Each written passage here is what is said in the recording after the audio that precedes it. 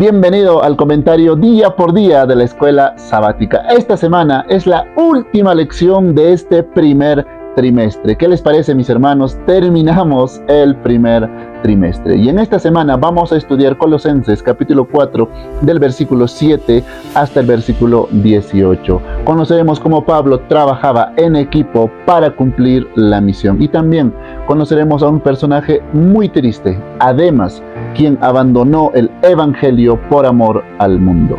Y el título de lección de esta semana es permanecer en toda la voluntad de Dios. Sin más, vamos con el primer día, pero antes te invito a que te suscribas al canal y también puedas unirte a una comunidad en WhatsApp. Estamos orando y estudiando la Biblia una vez a la semana.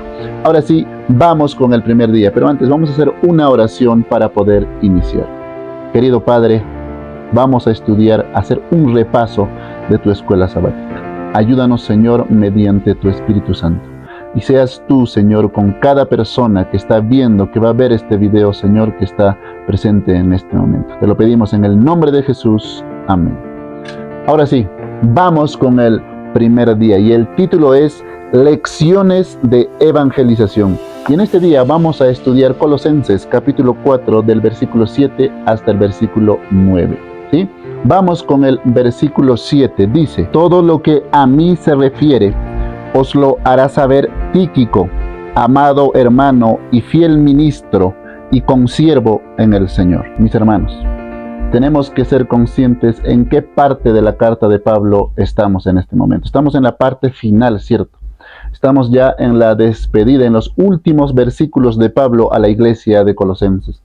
Y acá Pablo está presentando a los que están llevando esa carta, ¿sí? Esto era muy importante, hermanos, porque imagínate que alguien viene con una carta de un ser querido tuyo y nosotros no solamente vamos a recibir la carta, ¿cierto? Sino vamos a preguntar cómo está el que envió la carta, cómo está mi tío, mi mamá, mi papá, el que te envió la carta.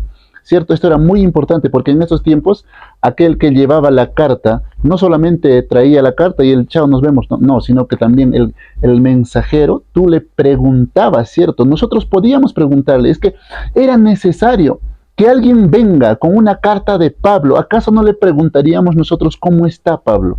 ¿Cierto? ¿Cómo está en su salud? ¿Acaso está comiendo, no está comiendo? Las mujeres preguntarían. Entonces, era muy importante saber quién era el mensajero. Y acá Pablo empieza a presentar a los mensajeros. Y acá nos presenta a Tíquico, ¿cierto? Y él dice que Tíquico era un amado hermano, dice. O sea, no era simplemente, era una relación filial, ¿cierto? Tenían una relación con Pablo, un amado hermano. Y luego nos dice que era fiel ministro. Y cuando dice ministro, en el griego está como diácono, ¿sí? De ahí viene la palabra los diáconos, ¿sí? Entonces, él era un servidor. O sea, la idea es que alguien que sirve activamente en la obra de Dios. O sea, Tíquico estaba activo en la obra de Dios. No era alguien que esté fuera de la obra. Realmente Tíquico estaba activo dentro de un diácono, un servidor. Y por último nos dice, cierto, que era consiervo en el Señor. ¿Qué quiere decir esto? Recordemos que Pablo siempre nos dice que era esclavo. Yo soy esclavo de Cristo, ya no vivo yo, más Cristo vive en mí. Eso está diciendo acá, era consiervo, era como un esclavo. Juntamente conmigo, Pablo está diciendo, Tíquico juntamente conmigo es esclavo en Cristo. Al igual que yo, ya no vive para sí mismo. Tíquico ya no está viviendo para sí, está viviendo para el Señor, consiervo, como un esclavo en el Señor, al igual que yo. Ese era Tíquico. ¿Acaso no podríamos confiar en esa persona? ¿Sí? ¿Acaso no podríamos confiar en esa persona que está viviendo de esa manera en servicio, en actividad para en el Señor y está siendo consiervo en el Señor y trae la carta? Claro que sí. Entonces, Pablo nos presenta a Tíquico, ¿sí? Ahora vamos a continuar con el versículo 8. Dice, el cual he enviado a vosotros para esto mismo, para que conozca lo que a vosotros se refiere y conforte vuestros corazones. Pablo acá nos dice el propósito por el cual está enviando a Tíquico. Y hay dos propósitos, dice Pablo. Primero dice, para que les dé a conocer todo lo que a vosotros se refiere sobre mi situación, para que les dé a conocer cómo estoy yo.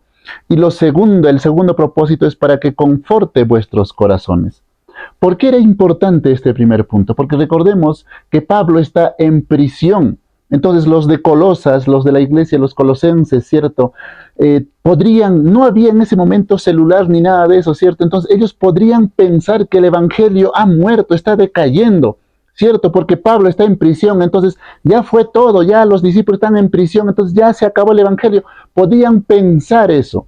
Entonces Pablo dice, no, para que les dé a conocer todo lo que a vosotros se refiere, ¿cierto? Para que les dé a conocer cómo estoy yo en esta situación.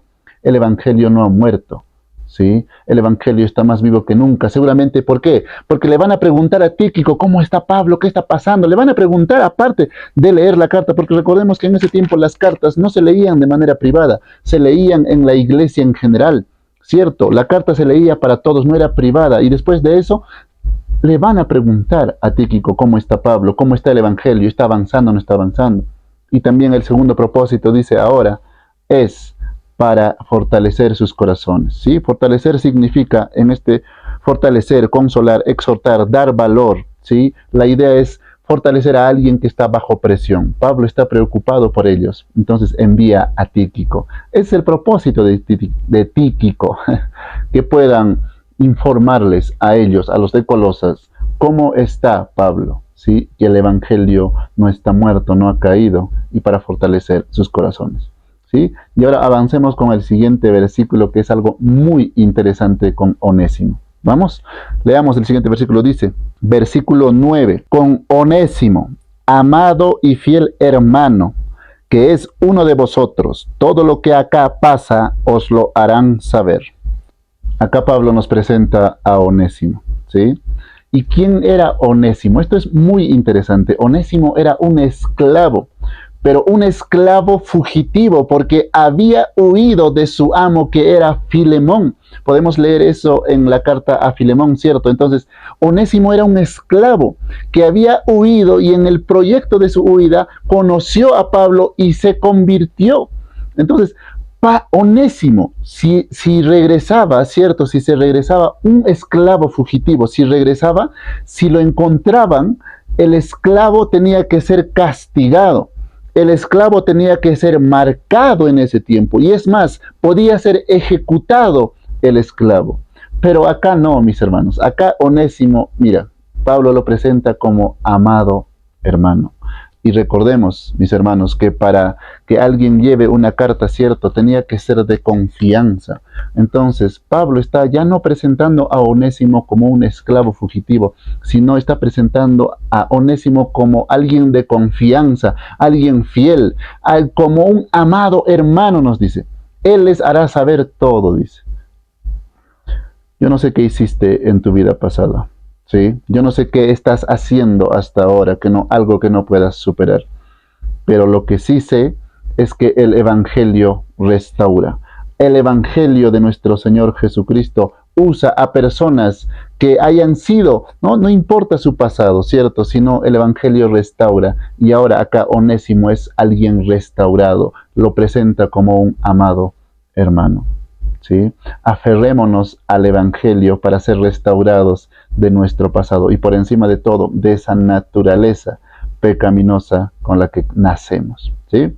Vamos a avanzar ahora con el día lunes, y el título del día lunes es Conectividad en la Iglesia. Y en este día vamos a estudiar Colosenses capítulo 4 del versículo 10 hasta el versículo 11. Leamos el versículo 10. Aristarco, mi compañero de prisiones, os saluda, y Marcos, el sobrino de Bernabé, acerca del cual habéis recibido mandamientos, si fuere a vosotros, recibidle. Acá nos presenta a dos personajes, ¿cierto? Aristarco y Marcos. Entonces, ¿quién era Aristarco? Dice, compañero de prisiones. ¿Qué significa compañero de prisiones? Compañero de cautiverio, coprisionero. Seguramente Aristarco estuvo muchas veces como coprisionero, ¿cierto? Como compañero de celda ahí junto con Pablo. En Hechos se menciona que Aristarco era de Tesalónica, ¿sí?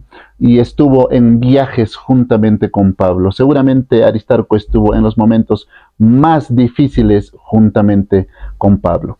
Y luego nos presenta a Marcos. ¿Quién era este Marcos? Marcos era el sobrino de Bernabé.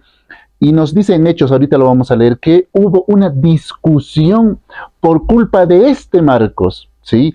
Tal fue la discusión por culpa de este Marcos que Pablo se fue a otro lado y Bernabé y su sobrino Marcos se fueron a otro lado. Fue muy fuerte la discusión, ¿sí? Pero acá Pablo nos dice que reciban a este Marcos. Seguramente hubo una reconciliación. Vamos a leer esa discusión, ¿les parece? Está en Hechos, capítulo 15, versículo 37 al 39. Leámoslo, dice: Y Bernabé quería que llevasen consigo a Juan, el que tenía por sobrenombre Marcos, pero a Pablo no le parecía bien llevar consigo al que se había apartado de ellos desde Panfilia, y no había ido con ellos a la obra. Y hubo tal desacuerdo entre ellos que se separaron el uno del otro. Bernabé, tomando a Marcos, navegó a Chipre. Y Pablo, escogiendo a Silas, salió encomendado por los hermanos a la gracia del Señor.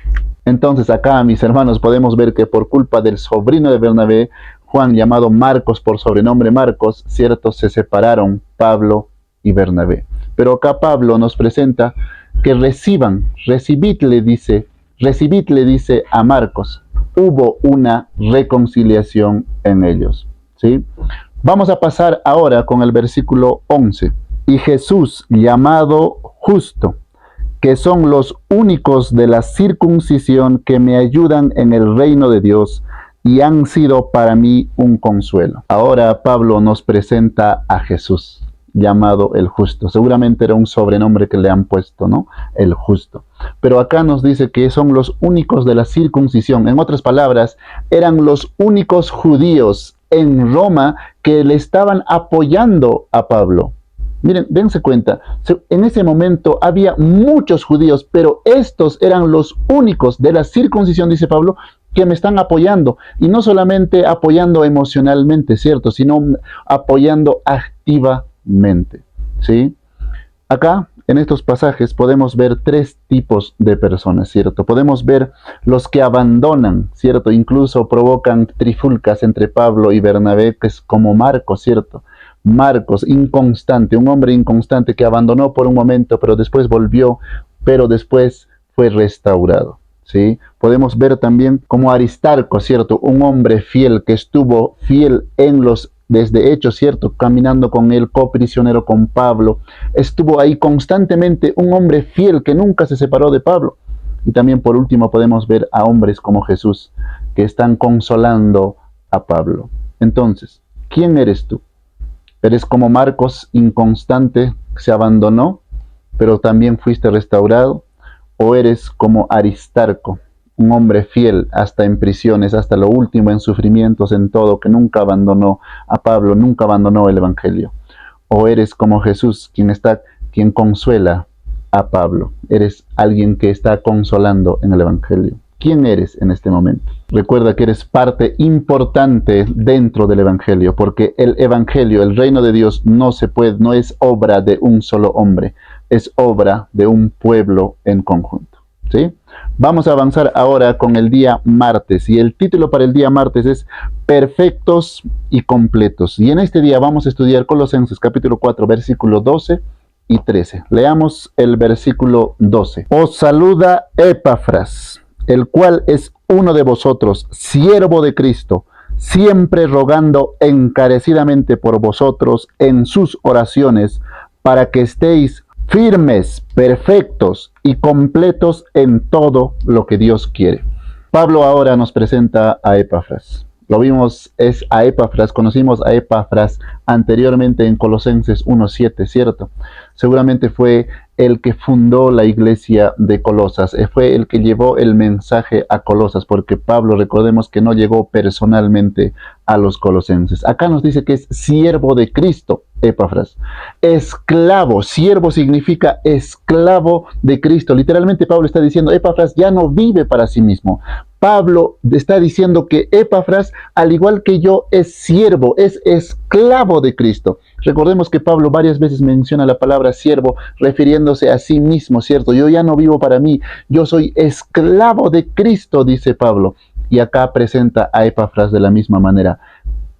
Epafras ya no vive para sí mismo, está viviendo para Cristo, es siervo, que es lo mismo que decir es esclavo de Cristo, está presentando Pablo acá a Epafras. ¿Y qué hace Epafras? Dice, está rogando, dice, por ustedes.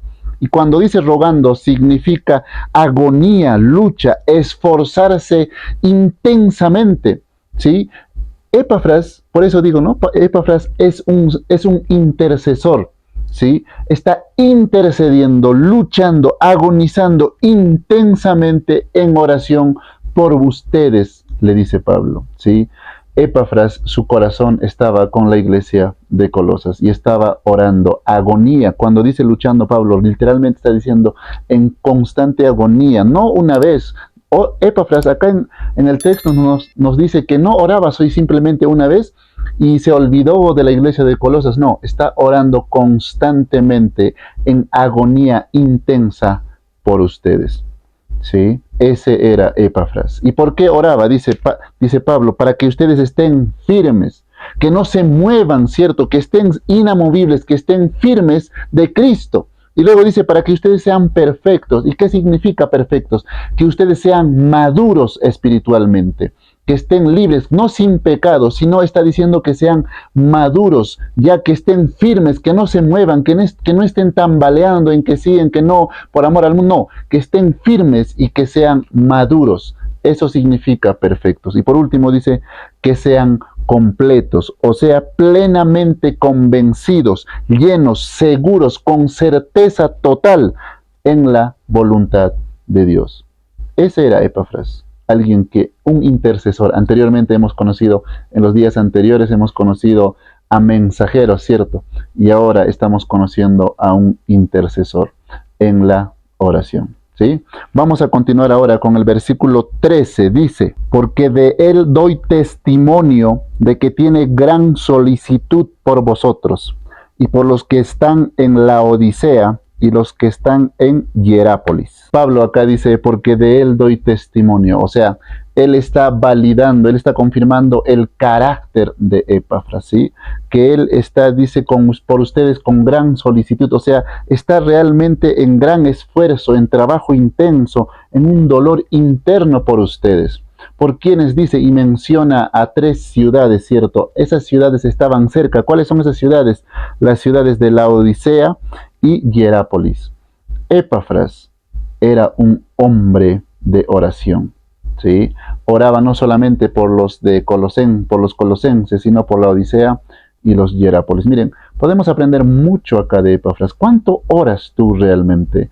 Epafras, ¿sí? Hemos visto, ¿cierto? En los anteriores versículos nos ha mostrado Pablo a hombres que estaban predicando, a hombres que viajaron con él, a hombres que estaban incluso en prisión con él. Pero ahora acá nos muestra a Epafras. No, Epafras acá no está predicando, ¿cierto? Epafras nos dice acá, el énfasis de Pablo es que dice que está luchando por ustedes, luchando en agonía, literalmente está agonizando por ustedes, pero en oración. Epafras era un hombre de oración. No es su lucha era invisible, ¿cierto? No se estaba mostrando, su lucha era interna, su lucha era en oración, seguramente de rodillas, de madrugada, yo no sé, ¿cierto? Pero lo que sí sabemos es que Pablo dice, así es, yo puedo dar veredicto de esto, yo puedo realmente confirmar que Epafras es así. Él lo confirma en este versículo, un hombre de oración. Y yo te pregunto, ¿sí? ¿Cómo son tus oraciones? ¿Son ocasionales? ¿Sí? ¿O solamente oras por momentos? ¿Solamente oras? ¿Cuánto tiempo oras? Realmente tus oraciones podríamos decir que Pablo te diría, sí, acá María está rogando por ustedes, está entrando en agonía por ustedes, o solamente es una oración superficial la tuya. ¿Cómo son tus oraciones? Pablo diría de ti lo mismo que como de Epafras. ¿Y por qué oras? ¿Sí? El pedido de Epafras era para que su pueblo, para que el evangelio en ellos estén firmes, estén maduros. Epafras no pedía nada para sí mismo, ¿cierto? Las oraciones de Epafras eran para que el pueblo, los laodicenses, los colosenses, estén firmes, estén maduros espiritualmente, estén completos en el conocimiento. O sea, para eso era la oración de Epafras. ¿Cómo son tus pedidos para ti? ¿Para qué estás pidiendo? ¿Para ti o para los demás? Epafras, un intercesor que lucha en agonía por la madurez de la iglesia. Recordemos, mis hermanos, a Epafras y recordémonos que nuestras oraciones no deben ser ocasionales, sino en lucha. La oración es una lucha constante en agonía por nuestros hermanos. Vamos a avanzar ahora con el siguiente día, el día miércoles, y el título es Vivir en el mundo sin pertenecer al mundo. Y en este día vamos a estudiar Colosenses capítulo 4, versículos 14 y 15. Leamos el versículo 14. Os saluda Lucas, el médico amado, y Demas. Mis hermanos, parece en este versículo un saludo simple de parte de Pablo, ¿sí? Pero esto para mí representa uno de los versículos más tristes del Nuevo Testamento. ¿Por qué? Porque acá nos presenta dos personajes, a Lucas y a Demas. Lucas es el que escribió el libro de Hechos de los Apóstoles, un hombre fiel hasta el final, y nos presenta a Demas. Y solamente Pablo es seco con Demas, ¿cierto? Solamente dice Demas sin algún adjetivo, sin nada, simplemente lo presenta como Demas.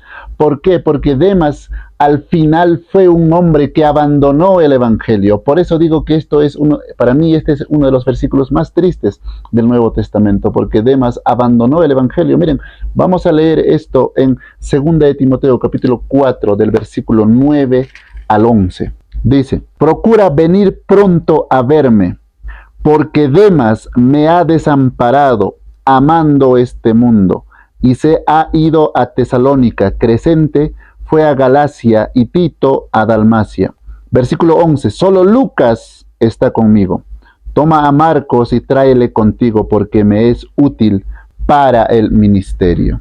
Miren, mis hermanos, Demas estuvo junto a Pablo. Demas estuvo junto a Lucas, pero abandonó el Evangelio. ¿Y cuál fue el motivo? ¿Cuál fue la razón por la que abandonó el Evangelio? Dice, porque amó este mundo. Miren, Demas no se apartó por ignorancia, no abandonó el Evangelio porque no conoció el Evangelio. Demas inició el Evangelio, participó en el Evangelio, ayudó en el Evangelio, pero cuando vino la parte de la prueba, Demas se retiró. Demas estuvo con Marcos, Demas estuvo con Aristarco, dice en Filemón 1:24. Vamos a leerlo, mira. Filemón 1:24 dice, Marcos, Aristarco, Demas y Lucas, mis colaboradores. Miren, mis hermanos, Demas estuvo rodeado de personas fieles, de Marcos, de Lucas, de Aristarco, un hombre siervo, esclavo de Cristo que estuvo en prisiones, Lucas, el escritor. O sea, realmente Demas estuvo rodeado de personas fieles de Pablo, pero a pesar de eso abandonó el Evangelio. ¿Cuál fue la razón? En su corazón no estaba Cristo. En su corazón estuvo el amor al mundo. ¿Quién eres en este momento? ¿Cómo estás en este momento? ¿Estás como Lucas, que se mantuvo fiel hasta el último momento? ¿O estás como Demas, quien inició bien, mis hermanos? Demas inició bien.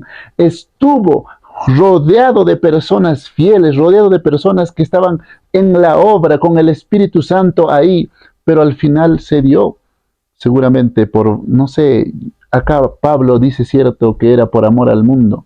En su corazón hubo la presión seguramente de no sobreponerse a las pruebas y se dio a su corazón al mundo.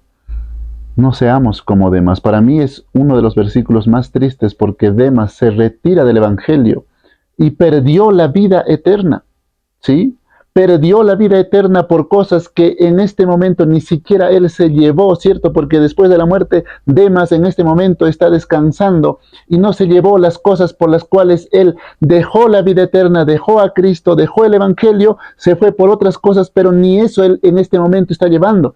Pero Pablo en este momento, ¿cierto? Lucas en este momento, ¿cierto? Están descansando al igual que Demas, pero Cristo los va a resucitar. Demas perdió la vida eterna por amor a cosas terrenales, por amor al mundo, ¿sí? No seamos como Demas. Si estás ya en este momento dentro del Evangelio, estás ya dentro de la iglesia, ¿cierto? Oremos como Epafras más. estemos más comprometidos con el Evangelio y no nos rindamos y no nos vayamos por amor al mundo. ¿Sí? Por amor al mundo pueden ser muchas cosas, no solamente el dinero, ¿cierto? Sino también por amor a otras cosas, por amor a nuestros sueños, metas, objetivos, hijos, padres, por amor a cualquier otra cosa que no sea el Evangelio.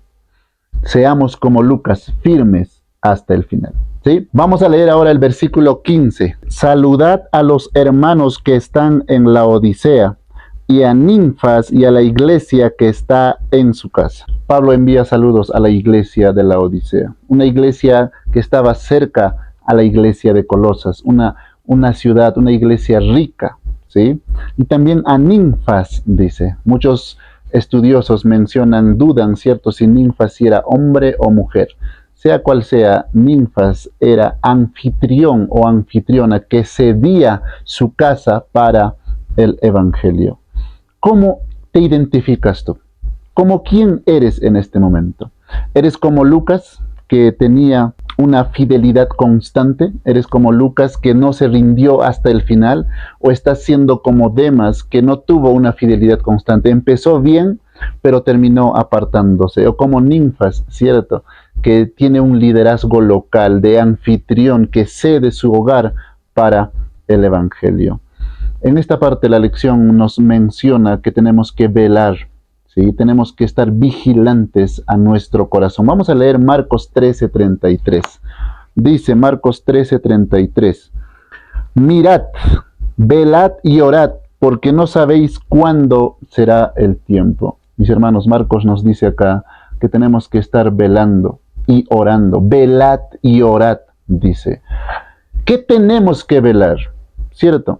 No tenemos que velar a nuestro marido qué es lo que está haciendo, lo que no está haciendo. No tenemos que estar velando, vigilante, ¿cierto? A ver si mi vecina está botando basura en mi puerta o no.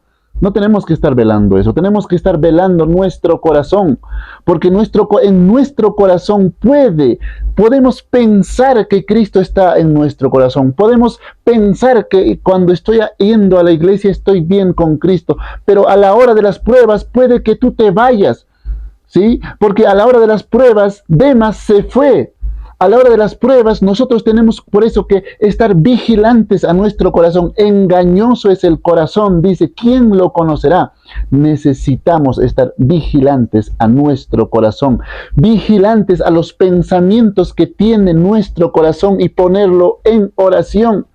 Porque es muy triste lo que dice Apocalipsis 3:20 a la iglesia, a nuestra iglesia, a la iglesia de la Odisea. Es una iglesia tibia, dice, ¿cierto? Y miremos, vamos a leer Apocalipsis capítulo 3, versículo 20. Mira, he aquí, yo estoy a la puerta y llamo.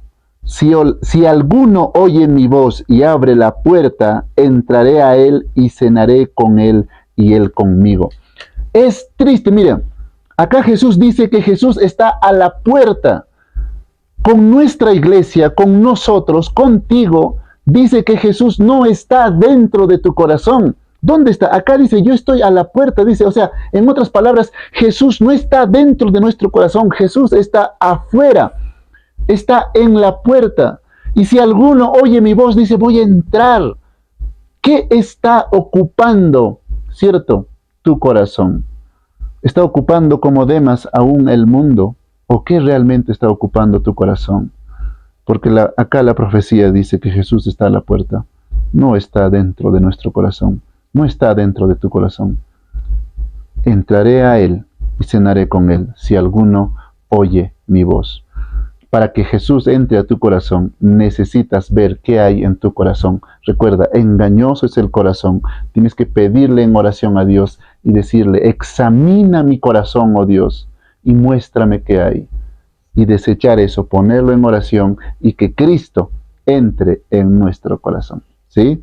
Y el versículo 21 dice, al que venciere, le daré que se siente conmigo en mi trono, así como yo he vencido y me he sentado con mi Padre en su trono.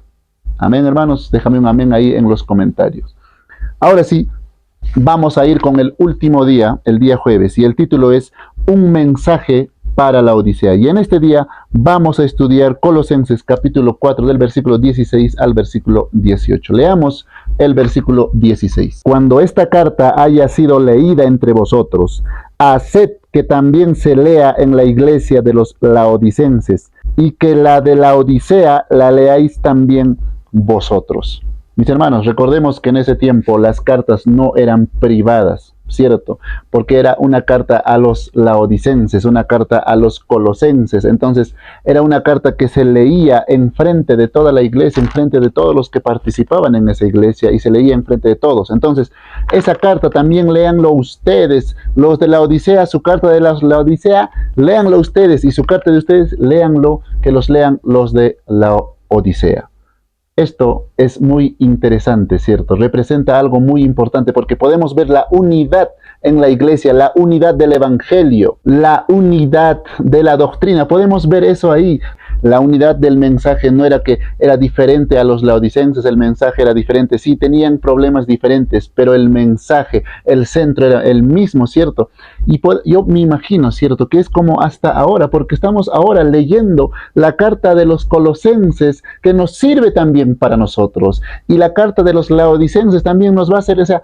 Es la unidad en el mensaje, la unidad del evangelio. Vamos ahora con el versículo 17. Versículo 17 dice: decid a Arquipo, mira que cumplas el ministerio que recibiste en el Señor. Miren, es muy interesante lo que Pablo hace acá. Pablo acá a Arquipo no lo felicita, ¿sí? Le dice, mira, observa, o sea, observa con urgencia, estate atento, le dice. ¿De qué? Que cumpla, le dice. ¿Y qué significa cumplir? Cumplir significa llevar a término, ejecutar plenamente, completar algo, ¿sí? Que cumpla realmente, no solo que empiece, sino que termine lo que ha iniciado. Si él está diciendo que termine, que esté en ejecución, que lo esté haciendo, que termine lo que Dios le ha mandado, porque lo que Dios le ha dado es el ministerio que ha recibido de Dios, ¿cierto? Entonces podemos ver acá que recibir algo de Dios, ¿sí? Y no cumplirlo es algo muy serio, porque Pablo acá está hablando, cuando dice mira, está exhortándolo, le está hablando de una manera fuerte, no está hablando de una manera suavecita, no lo está felicitando, lo está exhortando. Pablo le está diciendo realmente, mira, es en urgencia que cumplas el ministerio que Dios te ha entregado. ¿Qué has recibido del Señor? ¿Qué ha sido ese mensaje que tú has recibido y que te estás resistiendo quizás a cumplirlo? ¿Cuál es ese mensaje que tienes para el mundo? ¿Sí? Tienes que cumplirlo. Recibir algo de Dios y no cumplirlo, no terminarlo, no llevarlo a término, es algo muy serio, ¿sí? Vamos a continuar ahora con el versículo 18. La salutación de mi propia mano, de Pablo. Acordaos de mis prisiones. La gracia sea con vosotros. Amén. Pablo confirma que es el autor de esta carta, ¿sí? La salutación de mi propia mano, dice Pablo, ¿sí? Él es el autor de esta carta. Y luego dice, acordaos de mis prisiones. Pablo no está negando de dónde está escribiendo. Pablo no está negando su sufrimiento. Pablo no está negando que yo estoy en prisión, dice. Más bien hace un llamado, ¿sí? Te hace un llamado a ti. Acuérdate de mis prisiones. Acuérdate dónde yo estuve, desde dónde yo estoy escribiendo estas cartas, desde dónde yo estoy luchando por el evangelio. Hace un llamado. Y por último dice, la gracia sea con vosotros. Es por gracia que hacemos todo. No es por esfuerzo humano. Todo es por la gracia de Dios. Si tú y yo estamos vivos en este momento, no es por nuestra propia fuerza. Es por la gracia de Dios. Si tienes algo en este momento, es por gracia. Mis hermanos, hemos terminado el estudio de Filipenses y Colosenses en este primer trimestre. Pablo ya ganó. Recordemos, Pablo, ya no vivo para mí, dice Pablo, sino vivo para Dios, ya no vivo yo, mas Cristo vive en mí. He luchado la buena batalla de la fe, por lo demás mi corona está guardada. Pablo ya ganó, Pablo ya venció. Ahora nos toca a nosotros morir a la carne, ¿sí? Cuidar, ¿cierto?, nuestra salvación con temor y temblor. Nos vemos en el siguiente trimestre con una nueva lección. Recordemos a Pablo, ya no vivo yo, mas Cristo vive en mí. Ahora nos toca a nosotros morir al yo. Nos vemos en el siguiente trimestre con un nuevo comentario, ¿cierto?, de la escuela sabática, día por día y texto por texto. Te mando un fuerte abrazo. Bendiciones.